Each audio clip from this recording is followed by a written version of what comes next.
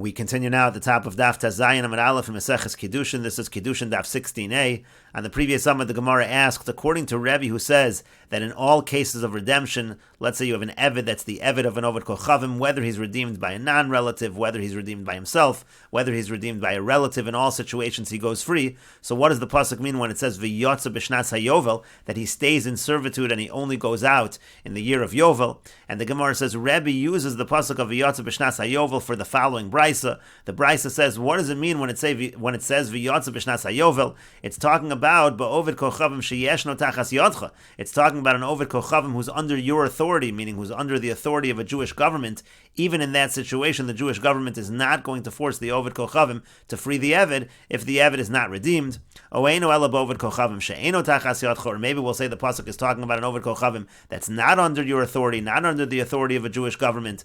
Amrit, so we'll say to that, no, v'chima efshar lasoslo. If the ovid kochavim is under no authority, of course, what else are we going to do for him? Of course the Eved will remain an Eved. Therefore, it's obvious the pasuk is talking about a situation where you have an Ovid Kochavim who's under the authority of a Jewish government, and that's what the pasuk means, that the Eved will stay his Eved, v'yotza b'shnas hayovel, he's only going to go out in the Yovel year. And the Gemara continues at the two dots. The Mishnah said, uvishtar, that when it comes to an Eved Ivri can be acquired with a shtar. The Gemara says, Menolan, from where do we know this? Amar Ula says, Amar Krotz, because the pasuk says, Imacheres yikach lo, it's talking about an Amo Ivri in that pasuk, and it says that if the master will take for himself another woman as a wife, and so the Gemara says, Hikisha akasav lacheres, the pasuk is comparing her, the Amo Ivriya, to the acheres, to this other wife. Ma acheres mikniya b'shtar, just like the other wife is acquired through a shtar. Af Amo Ivriya mikniya b'shtar, so to an Amo Ivriya, she's acquired with a shtar. And the Gemara says, Hanichol manda amar shtar amo ha'ivriya adon kosvan, and that works according to the manda amar who says by the shtar of an amo ha'ivriya, it's the master that writes that shtar. The comparison makes sense because it's the master that gives the shtar also by the Kiddushin. El manda amar av kosva, but according to the one who says that it's the father, the one who's selling his daughter as an amo ha'ivriya, he's the one that writes the shtar. So Michael Amemar, so what are you going to say over here? It's obviously not coming from a comparison in terms of Kiddushin. The Itmar, as we learn, the following machlokas amoroim about who writes the shtar in terms of an Amo Ha'ivriya. Shtar Amo Ha'ivriya, when it comes to the shtar of an Amo Ha'ivriya, Mikoso, who's the one that writes the shtar and then gives the shtar to the other party. Rav Huna Amar Adon Kosva. Rav Huna says it's the master who writes the shtar, meaning to say the master who is acquiring the Amo Ha'ivriya, he writes the shtar and gives it over to the father, similar to Kiddushin. Rav Chisda Amar Rav Chisda says it's the other way around. Av Kosva, it's actually the father who writes the shtar, he writes the shtar over and gives it to the master when he's giving his daughter over as an Amo Ha'ivriya, more typical of what you would find by a regular sale. And so the Gemara says, Hanichol Rav Huna, so this works according to Rav Huna, meaning according to Rav Huna, the way we learn that a shtar works by an Amo Ha'ivriya is a comparison to a Kiddushin. That all makes sense because it's all coming from the Adon.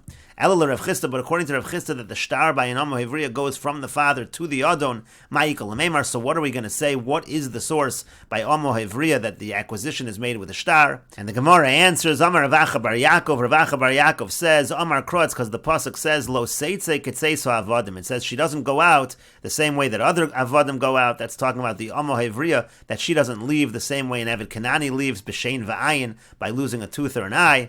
And so we understand from that pasuk, Avol niknesi kekinyan avadim, but she is acquired in the same way that avadim are acquired. Umay niu, and how are avadim acquired in terms of Eved Kanani? Shtar, it's referring to a shtar, and so therefore we see that Eved Ivri, Amo Ha'ivriya, they are acquired with a shtar.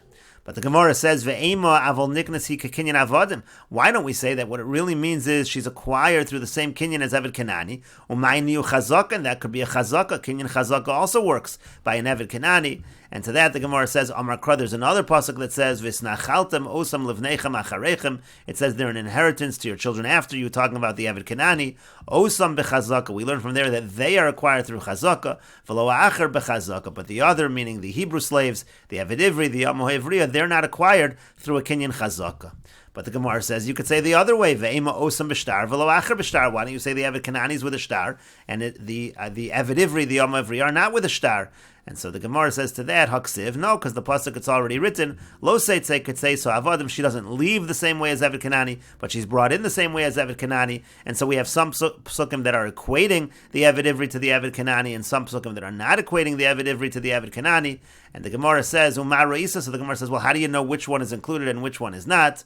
And the Gemara says, Mistab Rashtar Havalela Ribuye. It makes more sense to say that Shtar is the one that's included. Shekain Motzia Bebas Yisrael, because we find by a Bas Yisrael, by a Jewish girl who's married, so the Shtar, the get, is what lets her go free from the marriage, and so therefore it makes sense to say that the Shtar is being used here as well by the Yom HaEvriya.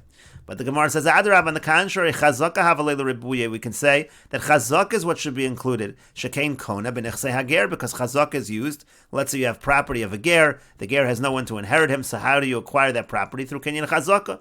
And maybe that should be true over here as well. And the Gemara says, but Be'ishus Milo Eshkachan, we don't ever find a situation of Ishus where there's a Kinyan Chazaka, meaning something to do with marriage, and therefore since we don't find anything with marriage with Kinyan Chazaka, so the Amo HaEvriya also, which as we said, the Amo HaEvriya is also compared to situations of marriage, so there we say it's a Kinyan with a Shtar, and not a Kinyan with a Chazaka.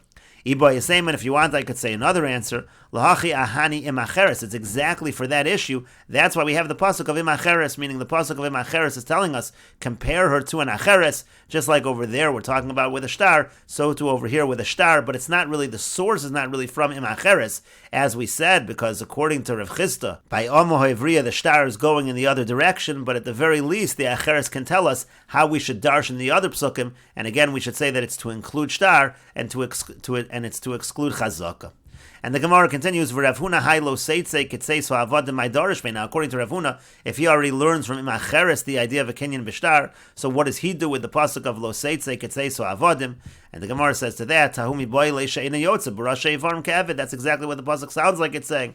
It's saying that when it comes to the Yom HaEvriya, she doesn't go free. Let's say she loses limbs, she's not treated like an Eved Kanani in that fashion.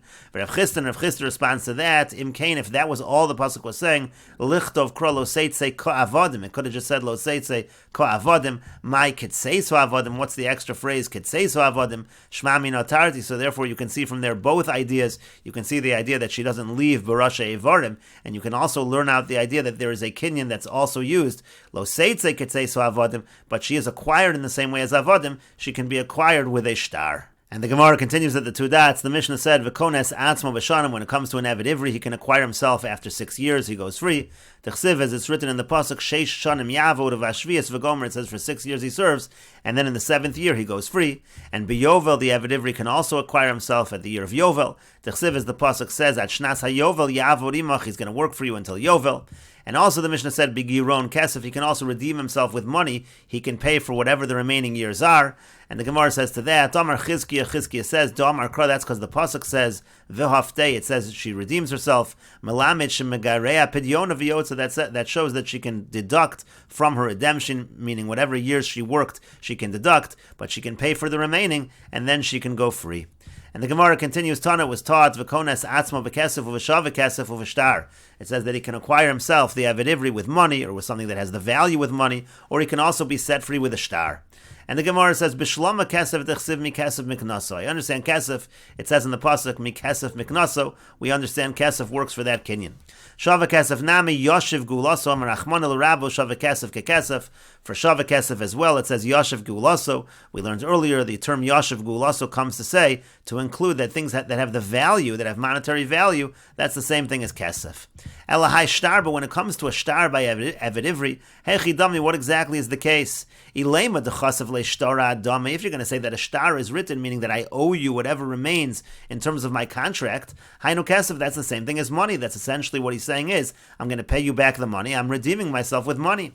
Ella shtar shichra, but if you're going to say that we're talking rather about a shtar shichra, but a shtar shichra lamali, what do we need a shtar shichra for? Meaning to say, if all that we have over here is that he owes him a certain amount of value, either it's labor or it's money, and that's really all that the Eved owes the Adon, so leimale biape trei zil, so what should just happen is the master should say in front of two people that I'm setting this person free, go free, meaning essentially he should be mochel, whatever monetary obligations the Eved has to him.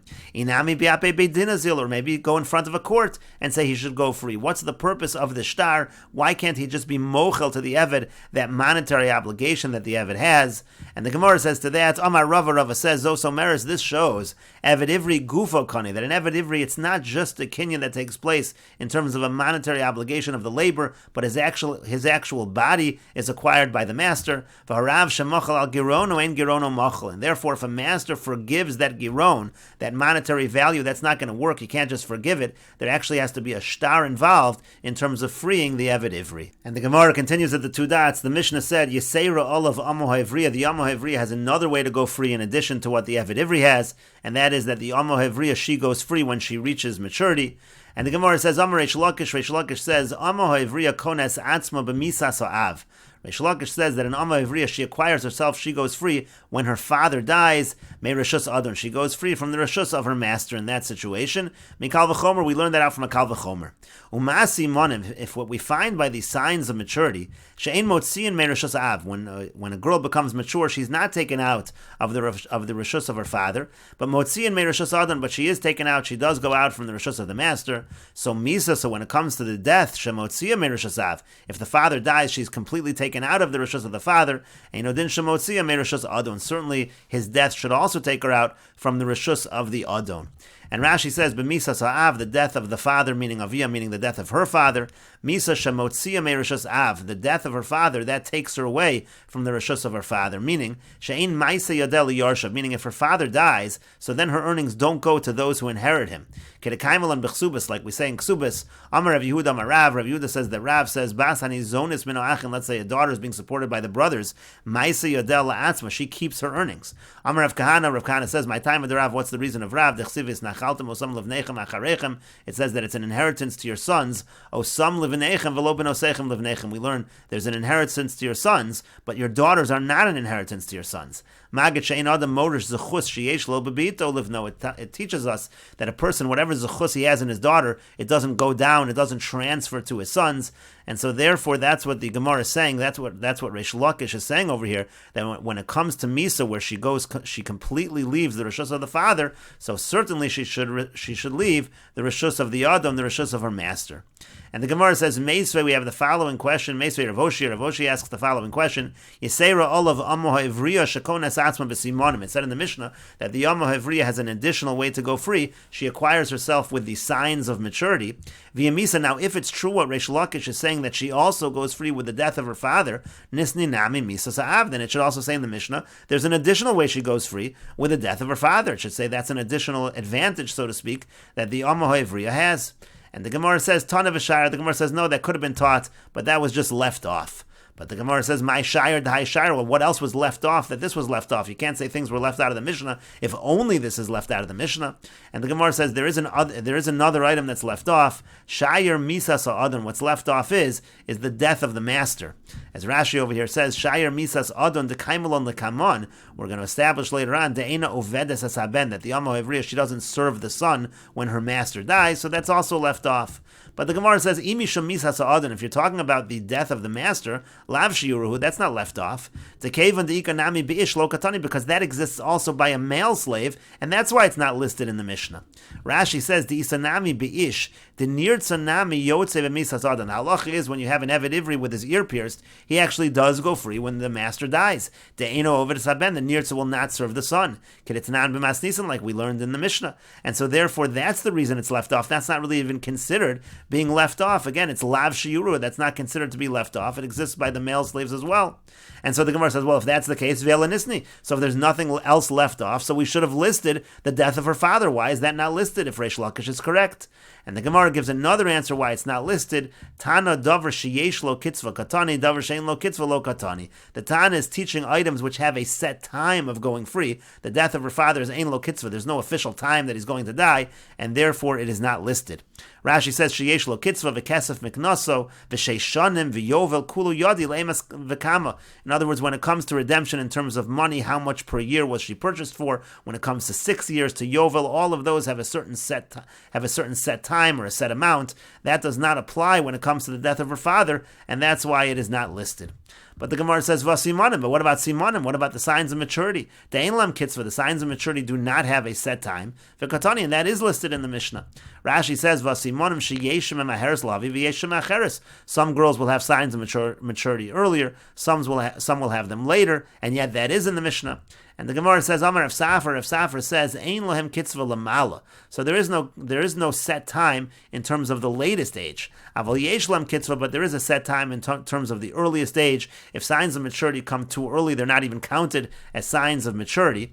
Rashi says, Lamala emas demaisa la'achar yud gimel shanim have a simonei naros. If they come after the 13 years, so then that's considered to be simonei naros. The Meseches Hashas notes over here to change the yud gimel shanim nira lahagia yud beis to make it 12 years old. But in any case, the point over here is that any time after that age, it's still considered to be simonei naros. It's still considered to be simonim that she's a nara. But if it comes too early, it will not be considered a proper simon of maturity. We will continue with this discussion in the next video on Daf Zayin Amud Beis.